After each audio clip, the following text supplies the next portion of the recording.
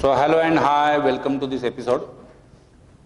This is part 3 for your careers, and today we are going to discuss careers in commerce faculty. मेरे हिसाब से commerce ये evergreen faculty है and considering the present status of Indian economy commerce faculty is picking up more and more and more and मोर. अपने देश की अर्थव्यवस्था इस क्षण या इस पल ऐसे मोड़ पे खड़ी है जहाँ से आगे बहुत रैपिड ग्रोथ का एक फेज जो है वो इंडियन इकोनॉमी में आने की संभावना है. जैसे हर प्रोडक्ट के इसमें लाइफ स्टेज में एक रैपिड ग्रोथ स्टेज होता है, तो Indian economy is exactly standing on that version. और यहाँ से आगे 15-20 साल 2 डिकेड की बात करेंगे तो अभी हम दुनिया में 5वें पायदान पर खड़े हैं. We are 5th largest economy in the world and may be कि 20 साल में हमारा साइज इकोनॉमी का जो है वो बहुत बढ़ेगा. और इतने दिन जैसे अभी भी हम डेवलपिंग है, 20 साल पहले भी डेवलपिंग ही थे, पता नहीं शायद और 20 साल के बाद भी डेवलपिंग ही होंगे क्योंकि उसके बहुत सारे नाम्स हैं. मगर इकोनॉमी का साइज इतना बढ़ रहा है, overall availability of the money and standard of living और मनी मैनेजमेंट ये इतना ड्रास्टिकली बदल रहा है कि यहाँ से आगे कॉमर्स फैकल्टी का इंपॉर्टेंस जो है बहुत बढ़ने वाला है. If you are going to opt for commerce, what may be the probable choices for you. अगर आप 11th-12th में कॉमर्स लेते हो तो नेचुरली उसके बाद हो सकता है कि आप बीकॉम करें प्लेन डिग्री, या दूसरा option naturally BBA, bachelor of business administration. So whether you do BCom or whether you go for BBA, that is one and the same thing for me. ऐसा जरूरी नहीं है कि आपको MBA जाना है बाद में, इसलिए आप BBA करो और BBA के बाद MBA आसान जाएगा. तो BCom के बाद भी MBA को जा सकते हो. So whether you opt for any degree, BCom or BBA, that is same. एक चॉइस मेरे हिसाब से ये हो सकता है कि 12th में 11th-12th में आप जो सब्जेक्ट्स कॉमर्स के लेंगे वो नॉर्मली तो प्री डिसाइडेड सब्जेक्ट्स होते हैं अकॉर्डिंग टू द बोर्ड, मगर उसमें मैं ये बोल सकता हूँ कि कुछ कुछ ऑप्शन यानी ऑप्शनल सब्जेक्ट्स होते हैं जो लोग ऑप्ट नहीं करते. जैसे typically talking about third major outcome of commerce faculty, that will be CA यानी chartered accountant. So that may be dealing all with taxation or accounting and auditing. और CA क्या है आप वैसे भी जानते हो, and CA is perhaps the treated most valuable qualification for commerce faculty. इसके लिए मैथ्स का बेस थोड़ा तगड़ा होना जरूरी है. यानी अकाउंटेंसी के लिए भी मैथ्स लगेगा, मगर CA के लिए जो लगेगा वो शायद और थोड़ा भारी लगेगा. तो हो सकता है कि 11th-12th में मैथ्स का आपका स्टेटस जो है वो आप कितना एनहांस करते बोलेंगे या अप टू डेट करते बोलेंगे, इसके ऊपर डिपेंड करेगा कि आपको CA करना कितना आसान या कितना शायद डिफिकल्ट जाएगा. So number 1 was BCom, number 2 is BBA, now I talked about number 3 that is CA, number 4 will be CS, company secretary. Comparatively अगर आप थियरी में अच्छे हो, क्योंकि company secretary that will be dealing with all the laws right from contract act and workman compensation act and negotiable instrument act and सब taxation के यानी income tax act अलग, सेंट्रल एक्साइज वाला अलग या कस्टम्स वाले अलग. तो बहुत सारे कंपनी के कारोबार से यानी कॉर्पोरेट फंक्शनिंग से जुड़े हुए लॉ और लॉज. तो कंपनी सेक्रेटरी अगर बनना चाहते हो तो कॉमर्स का background along with naturally theoretical aspect और legal aspect that will be more and more important and you can get corporate jobs after your CS.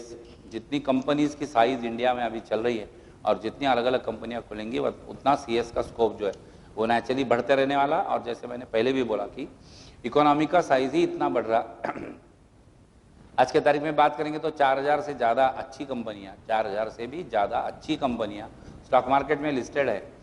तो ये अगर पब्लिक लिमिटेड कंपनीज है तो वहाँ पे ऑलमोस्ट ऑल ये CS का रिक्वायरमेंट जो है वो होगा. 5th possible outcome of commerce faculty में भी इकोनॉमिक्स, ये कंपलसरी सब्जेक्ट BCom में होता है and that is the economics and accountancy. ये बोलेंगे दोनों क्या बोलेंगे like soul of commerce faculty, most important and core subjects. तो इकोनॉमिक्स में अगर आप PG करते हो after your BCom, if you go for MA economics आप कर सकते हो. और वो करते हो तो इकोनॉमिक सर्विसेज या IES इंडियन इकोनॉमिक सर्विसेज जो है वो रास्ता शायद आपके लिए खुलेगा. And same to same case मैं आर्ट्स या ह्यूमैनिटीज़ के इसमें भी बोला था शायद कि स्टैटिस्टिक्स का ऑप्शनल सब्जेक्ट अगर आपके पास है, यानी डिग्री लेवल पे अगर आप स्टैटिस्टिक्स किए हो and then further you go for doing PG in statistics, तो ISS इंडियन स्टैटिस्टिकल सर्विसेज ये और एक ऑप्शन आपके लिए खुलेगा. So IES and ISS these are two choices. Even MA economics और PG इन स्टैटिस्टिक्स के ऊपर आपको कई सारे स्पेशलिस्ट जॉब जो है, specialist officer job in government sector even, यानी थ्रू कॉम्पिटिटिव एग्जाम, वो भी नेचुरली ओपन होने वाले. Chartered financial analyst is one important aspect of PG in commerce. That may be after your say maybe CA or maybe even CAS or ICWA and plain graduation like BBA and BCom or MBA and whatever. तो CFA ये एक high level option available है, तो उसके लिए भी आप naturally सोच सकते हो. इसमें से जो 6 बातें अभी तक के डिस्कस किया उसमें से naturally CA, CS and CFA they are testifying, तो उसके लिए ज़्यादा मेहनत करने की ज़रूरत पड़ेगी, ज़्यादा एबिलिटीज़ का होना भी ज़रूरी है, ज़्यादा लगन निष्ठा के साथ काम करना पड़ेगा. Common PG after commerce will be naturally MBA and MBA is normally treated as post graduation in commerce faculty. That is half truth half not, but obviously yes कि अगर आप BCom या BBA किए हो तो नेचुरली आप MBA कर सकते हो. और MBA ये 18 फैकल्टीज मिनिमम अवेलेबल है, यानी MBA फाइनेंस ये जैसे प्योरली कॉमर्स वालों का ही सेक्शन है, वैसे MBA marketing that depends on your personality. So MBA marketing 1, MBA finance 2, MBA human resource development 3, MBA logistics 4, MBA operations 5, MBA IT 6, MBA system 7, MBA event management, MBA health care management, MBA hospitality management and so many such things. So many specializations are possible. So obviously you can go for MBA, that is common PG, and अच्छे institutes से अगर आप MBA करते हो, there are so many exams conducted for entry to MBA course, that may be with CAT, common aptitude test, normally through which you can get your admissions to IIMs, Indian Institute of Management, IIMs, and then many non-IIM institutions, then maybe MAT and CMAT, these are options at national level, and obviously state CET is also there.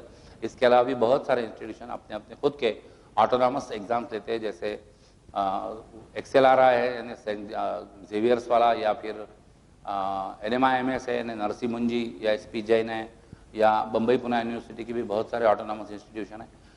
They conduct their exams on their own. So MBA is a wonderful choice for your PG and doing your or finding your best career in diversified fields. That can be even in the corporate world. कोई companies का job चाहिए तो वो भी हो सकता है. Public sector में जाना चाहते हो तो भी MBA की अपॉर्चुनिटीज उधर होती है, वैकेंसीज. और नेचुरली सेल्फ एंटरप्रेन्योरशिप की बात करेंगे तो वो भी नेचुरली कर सकते हो. Next option after commerce is, I will say that is a common option, that is irrespective of the faculty, that may B law. तो लॉ तो कोई भी ग्रेजुएशन आपका हुआ है तो आप लॉ कर सकते हो, that may be BA LLB और BCom LLB, BSc LLB and whatever. तो law is common option for you. अगर आप कॉमर्स वाले और लॉ कर रहे हो तो naturally corporate law that can be best suitable for you. तो लॉ का एक ऑप्शन कॉमन है. हर वीडियो में ऑलमोस्ट ऑल लॉ को डिस्कस किया ही गया है, बाकी वीडियोस भी आप देखेंगे तो उसको आपको ये मिल जाएगा. One more common option, again common option because that is irrespective of faculty, is naturally competitive exams. Public sector के यानी गवर्नमेंट जॉब के जितने कॉम्पिटिटिव एग्जाम्स चलते हैं, that may be like union public service commission UPSC और state public service commission यानी महाराष्ट्र के लिए सपोज MPSC, तो ये सभी के सभी कॉमन ऑप्शंस है.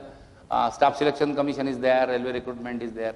तो ये सभी कॉम्पिटिटिव एग्जाम जो है वो आपको कॉमर्स ग्रेजुएशन के बाद भी आप दे सकते हो. इसमें शायद ही ऐसे कोई एग्जाम होगा जो प्योरली ऐसे कहेगा कि साइंस का ही ग्रेजुएशन चाहिए या इंजीनियरिंग का ही ग्रेजुएशन, ऐसा कुछ नहीं है.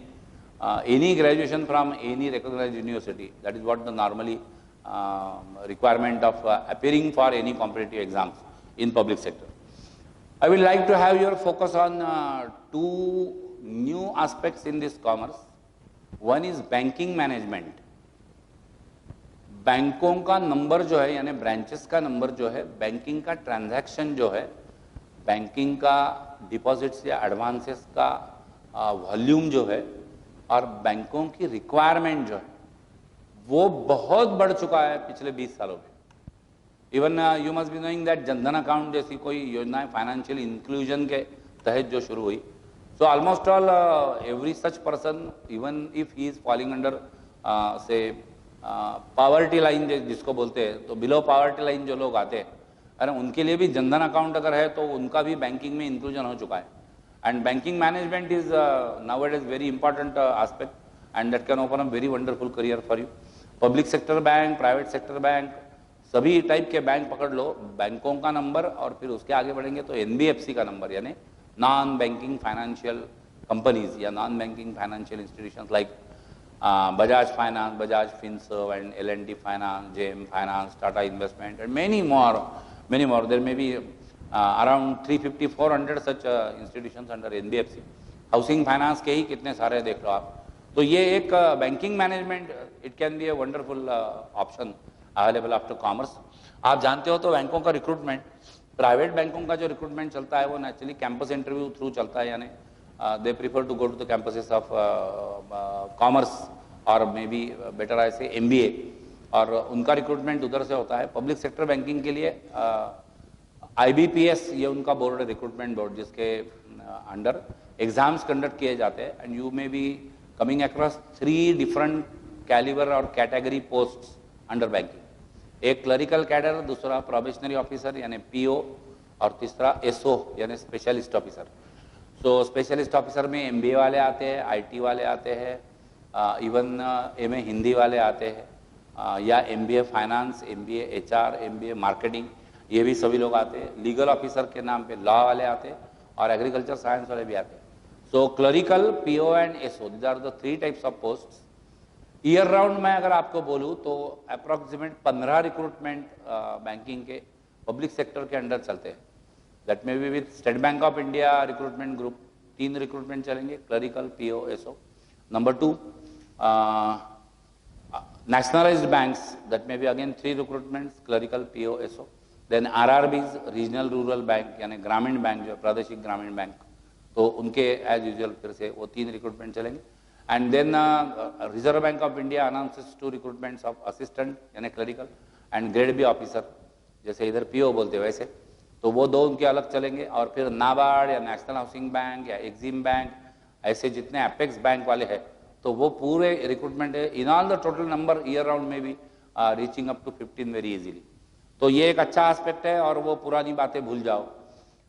3 इडियट के इसमें जैसे डायलॉग था कि बैंकिंग में ही जाना था तो फिर इंजीनियरिंग काय को किया, तो ये तब की बात थी और ये तब एप्लीकेबल थी. आज के तारीख में बिल्कुल एप्लीकेबल नहीं है, क्योंकि इंजीनियरिंग वालों के लिए भी टेक्निकल ऑफिसर के सेपरेट पोस्ट आजकल बैंकों में निकलते, दैट इज इंडिपेंडेंट और separate recruitment only for engineers. तो अगर वो इंजीनियर्स के ही पोस्ट है तो नेचुरली इंजीनियरिंग वालों को भी उतना काम बैंकों में एज ए स्पेशलिस्ट ऑफिसर होता है. तो वो पुरानी बातें बस पुरानी हो गई, वक्त बदल चुका है, तो आपको बदलना चाहिए. I will name one institution, NIBM के नाम से, national institute of banking management के नाम से एक इंस्टीट्यूशन पुणे में ओपन हो चुका है, जो MBA बैंकिंग मैनेजमेंट की डिग्री देता है. एंड एडमिशन उसके जो है वो नेचुरली CET थ्रू चलते हैं. ऐसे ही एक सेक्टर और मैं आगे बढ़ूँ, may be total number would be 9th perhaps, तो that may be actuarial science और इंश्योरेंस साइंस. तो जैसे बैंकों का बोला मैं, वैसे ही इंश्योरेंस का सेक्टर है. इंश्योरेंस सेक्टर काफ़ी ग्रोथ दिखा रहा है. और आजकल जैसे ना कि टर्म इंश्योरेंस अलग है, लाइफ इंश्योरेंस अलग है, मेडिकल या हेल्थ इंश्योरेंस अलग है, और मास लेवल पे, ग्रुप लेवल पे और इंडिविजुअल लेवल पे, फैमिली लेवल पे अलग अलग इंश्योरेंस का कवरेज जो है वो काफ़ी बढ़ रहा है. कोई कंपनी के एम्प्लॉयज़ अगर है या कोई डिपार्टमेंट के एम्प्लॉयज़ है तो उनके लिए ग्रुप लिंक्ड इंश्योरेंस रहते हैं. इवन कॉमन अनऑर्गेनाइज सेक्टर के लिए या एग्रीकल्चर लेबर की भी बात करेंगे तो जो कोई बैंकों से लोन लेता है, he is ultimately insured somewhere. तो इंश्योरेंस काफ़ी ग्रोथ दिखा रहा है. कोई 20 साल पहले की बात करेंगे, अप्रॉक्सीमेट बोल रहा हूँ, 1992 तक के, तो LIC was the single organisation working for life insurance sector. And बाद में जैसे लाइफ इंश्योरेंस सेक्टर प्राइवेटाइज किया गया तो अभी कितने सारे कंपनीज आ गए. आप भी बहुत सारे नाम जानते हो, SBI लाइफ आप नाम जानते हो, HDFC लाइफ जानते हो यानी HDFC स्टैंडर्ड लाइफ, या मैक्स न्यूयॉर्क जानते हो, अविवा डाबर जानते हो, बजाज अलियांज जानते हो. तो ऐसे बहुत सारी 18-19 कंपनियां वो आ चुकी है. लाइफ इंश्योरेंस का सेक्टर हो या जनरल इंश्योरेंस हो. General insurance will naturally include all everything except human life. So that may be factory insurance and building insurance and machinery insurance and vehicle insurance and animal insurance and crop insurance and aviation insurance and blah blah blah. तो इतना सारा insurance sector बढ़ रहा है. तो जैसे मैं NIBM बोला, वैसे NIAC is again the institution that is meant only for qualification under actuarial science. So that is also one important aspect. Commerce में अगर आप आ रहे हो तो life insurance, not life insurance, any insurance sector, life और general, तो ये भी एक अच्छा करियर ऑप्शन हो सकता है और इसमें ग्रोथ काफी बढ़ा चढ़ा के आएगा. Last but not least perhaps I would say that finance is again one more sector. और ये फाइनेंस में बहुत अलग अलग टाइप के फील्ड्स या जॉब मैं रेफर करना चाहूँगा. फाइनेंस सेक्टर में I would like to refer, finance में short term finance, medium term finance या लॉन्ग टर्म फाइनेंस, यानी मनी मार्केट और कैपिटल मार्केट, ये पूरी बातें आ जाएगी. इन्वेस्टमेंट बैंकिंग वाला जो सेक्टर है वो भी इसमें आ जाएगा, है ना. वेंचर कैपिटल वाला जो है वो भी इसमें आ जाएगा. बेसिकली स्टॉक मार्केट जो है वो पूरा आ जाएगा. और सिर्फ स्टॉक मार्केट की भी बात करेंगे तो after you complete your degree in MBA finance and getting required or relevant qualifications to work with stock market, there are so many institutions like National Stock Exchange and Bombay Stock Exchange and CDSL यानी Central Depository या NSDL यानी National Securities and Depository Limited, या ऐसी कितने सारे, SEBI Security Exchange Board of India. तो ये इतने सारे ऑर्गेनाइजेशन हैं जो आजकल स्टॉक मार्केट से जुड़े हुए हैं. उनका रिक्रूटमेंट कितना होगा, उनके सर्वेलेंस के टीम जो है वो अलग होंगे, है ना. उनके रिसर्च एनालिसिस वाली कंपनियां जो है वो अलग होंगी. उनके क्रेडिट रेटिंग एजेंसी यानी CRISIL, ICRA, CARE, that itself is a very interesting and growing sector. तो बिल्कुल नज़रअंदाज नहीं किया जा सकता. And you may decide to launch your career with this stock market. ये स्टॉक मार्केट में आप MBA फाइनेंस या CA या ये करके officially you can get into the job. इसके अलावा भी आपके पास बहुत सारे जो स्टॉक मार्केट के हैं, ट्रेडिंग इन स्टॉक मार्केट और इन्वेस्टिंग इन स्टॉक मार्केट, ये भी एक सेल्फ प्रोफेशन के हिसाब से इंपॉर्टेंट एस्पेक्ट हो सकता है. और फिर NISM की बात करेंगे, national institute of security management, या NCFM की बात करेंगे तो NISM and NCFM, these are the two sister concerns of national stock exchange and they conduct the exams. They conduct the exams for under different modules, maybe 17, 18 or even little more than that. Different module exams are conducted by them.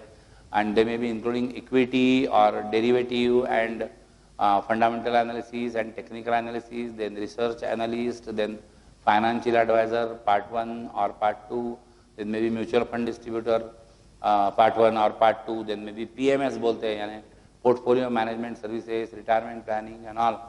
तो normal कोई भी degree करके या हर course के यानी हर certificate course के हिसाब से क्वालिफिकेशन का रिक्वायरमेंट अलग अलग है.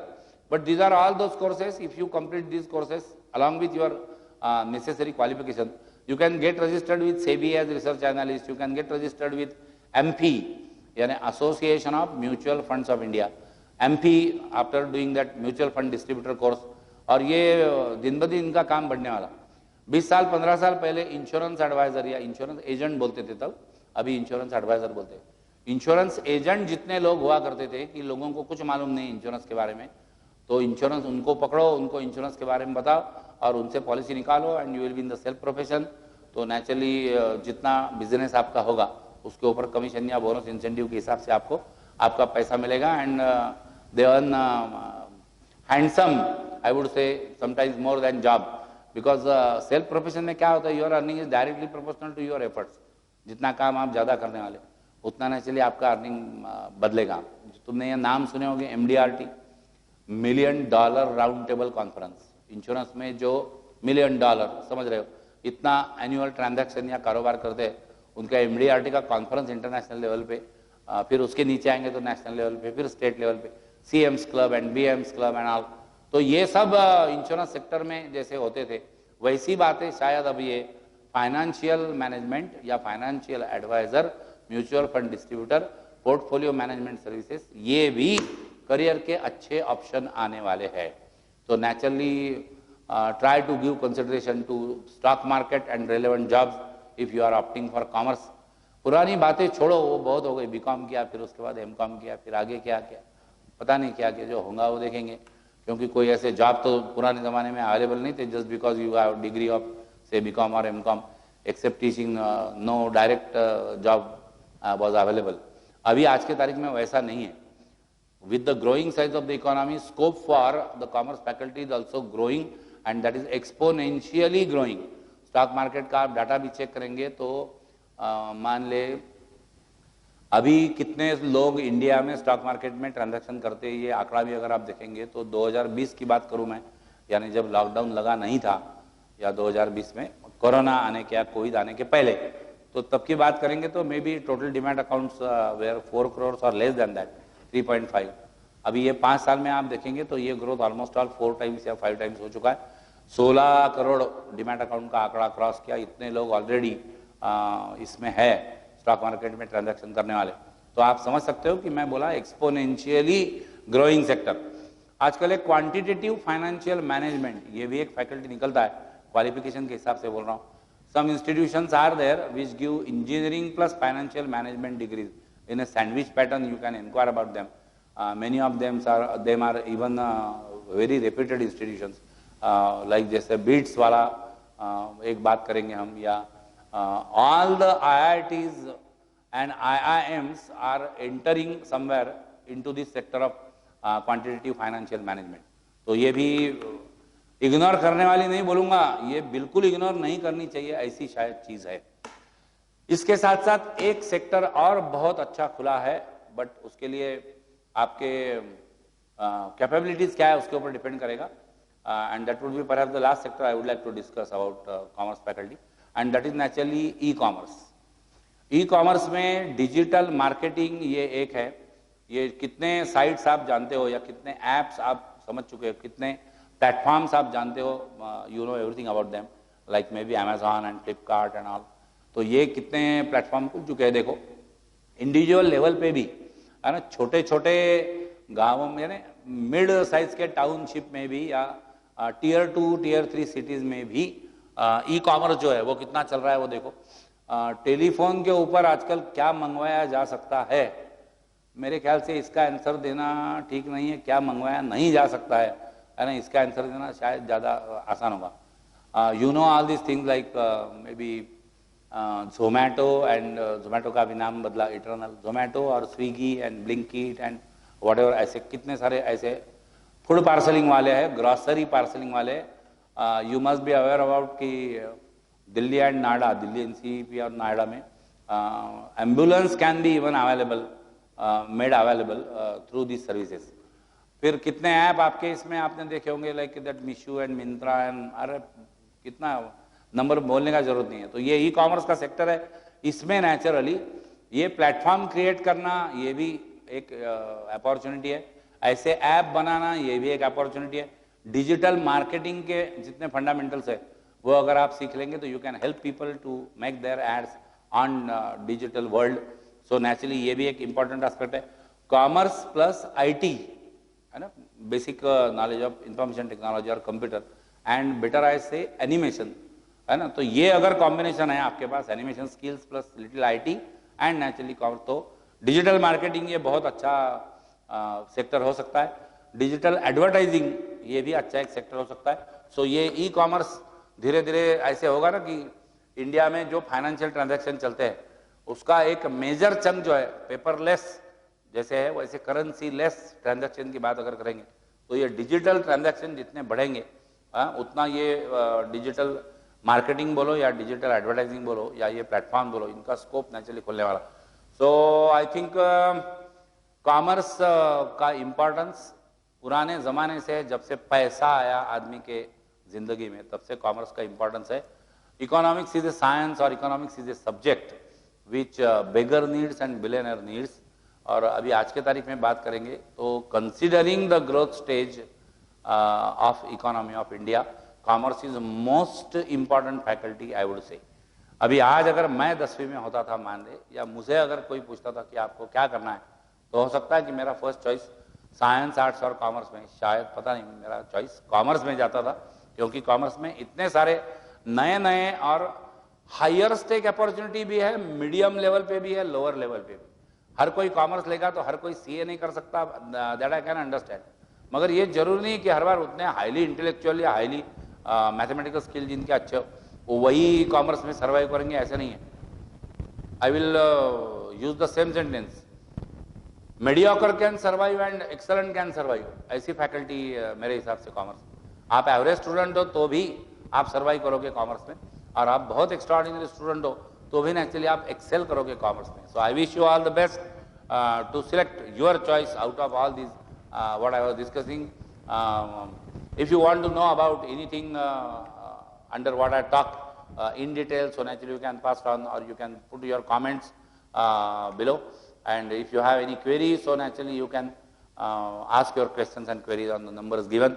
So thank you very much. This was all regarding careers in commerce.